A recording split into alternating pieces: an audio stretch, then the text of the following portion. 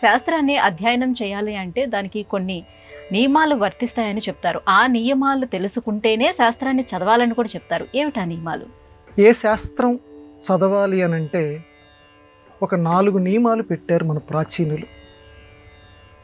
ఏంటంటే మొట్టమొదట అసలు ఆ విషయం ఏమిటి అంటే ఆ విషయం పట్ల మొట్టమొదట మనకి అవగాహన ఉండాలి చదివేటువంటి వాడికి. తర్వాత ఆ విషయాన్ని తెలుసుకోవటానికి అధికారి ఎవడు అంటే ఆ విషయం చదవటానికి తగినటువంటి అర్హత మనకి ఉందా లేదా తెలుసుకోవాలి. తర్వాత ఆ విషయం ద్వారా మనం ఏమి సాధించాలి, శాస్త్రం చదవటం వల్ల మనకి ఏమి ప్రయోజనం చేకూరుతుంది, ఎలా చదవాలి. ఈ 4 అనుబంధ చతుష్టయము అని అంటారు.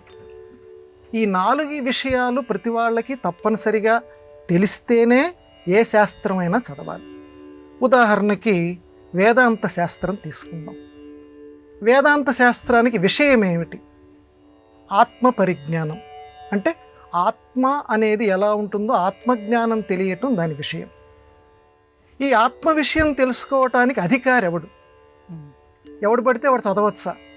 ఎవడు పడితే వాడు చదివితే అర్థమవుతుందా? లేదు నాయన, ఒక అధికారత్వం ఉండాలి. ఏం అధికారం ఉండాలి ఆత్మ విషయం చదవటానికి? ముముక్షత్వం ఉండాలి.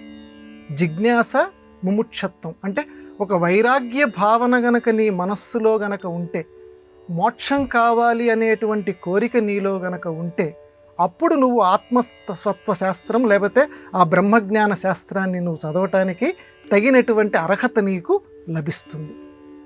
ఏమండి, దీని ద్వారా మనం ఏమి సాధించాలి? అది మూడోది. ఈ శాస్త్రం ద్వారా చదవటం వల్ల మనం ఏమి సాధిస్తాం? ఏమి సాధిస్తామంటే ముముక్షత్వం సాధిస్తాం. అంటే మళ్ళీ పుట్టుక లేనటువంటి తనాన్ని సాధిస్తాం. కాబట్టి అటువంటి గొప్పతనాన్ని ఈ శాస్త్రం ఇస్తోందన్న విషయం తెలుసుకుంటేనే ఆ శాస్త్రం చదవాలి. అయితే దీన్ని చదివినటువంటి దాన్ని మనకి ప్రయోజనకరంగా ఎలా మలుచుకోవాలి అనంటే శ్రవణ మననాదుల ద్వారా శాస్త్రం యొక్క ప్రయోజనాన్ని మనం పొందాలి. అంటే ఏదని ఇప్పుడు ముముక్ష శాస్త్రం అనుకున్నాం కదా, బ్రహ్మజ్ఞాన శాస్త్రం అనుకున్నాం కదా, దీన్ని శ్రవణం చేస్తూ ఉండాలి అస్తమానం. శ్రవణం చేయకపోతే నీకు ఆ శాస్త్రం వంట పట్టదు. దీనికి తమాషాగా శాస్త్రంలోనే తమాషా ఒక చిన్న కథ చెప్తారు. ఒక ఆసామి పొలంలో పని చేయటానికి కూలీల్ని పంపించారు. ఆయన గారి యొక్క పొలం ఒక నది దాటితే వస్తుంది. ఈ కూలీలు ఈ నది దాటి 10 మంది కూలీలు బయలుదేరి వెళ్ళిపోయారు. ఈ నది దాటిన తర్వాత ఒకడు లెక్కేశాడు. ఒరే, మనం 10 మంది బయలుదేరాం కదా అని చెప్పి లెక్కేస్తే వాడికి 9 మందే కనపడుతున్నారు. అదేంట్రా 9 మందే కనపడుతున్నారు? వాడు బేర్మన్నాడు. ఒరే, 10 మంది బయలుదేరాం వచ్చేటప్పుడు ఎన్నిసార్లు నువ్వు లెక్క పెట్టరా అన్నాడు. వాడు లెక్క పెట్టాడు, వాడికి 9 మందే వస్తున్నారు. ఇట్లా ఉండేసరికి ఇంతలోకి ఒక ఆయన ఎందుకు ఇలా ఏడుస్తున్నారు, ఇంత గందరగోళ పడుతున్నారని చెప్పి మీరు 10 మంది ఉన్నారా అని చెప్పాడు.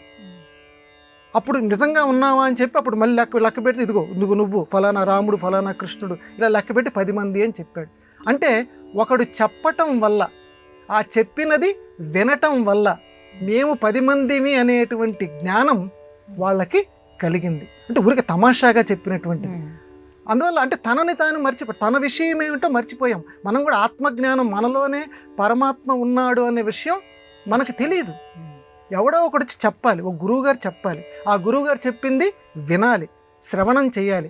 ఆ విన్నటువంటి దాన్ని మననం చెయ్యాలి, మనస్సులో బాగా మధించాలి, నిధిధ్యాసనం చేయాలి. నిధిధ్యాసనం అంటే పదే పదే పదే పదే ఆ విషయాన్ని మనం పదే శ్రవణం మననాదుల ద్వారా ఉన్నదాన్ని మనసులో నిక్షేపించుకో. అప్పుడు నీకు ఆ శాస్త్రం వంట పడుతుంది.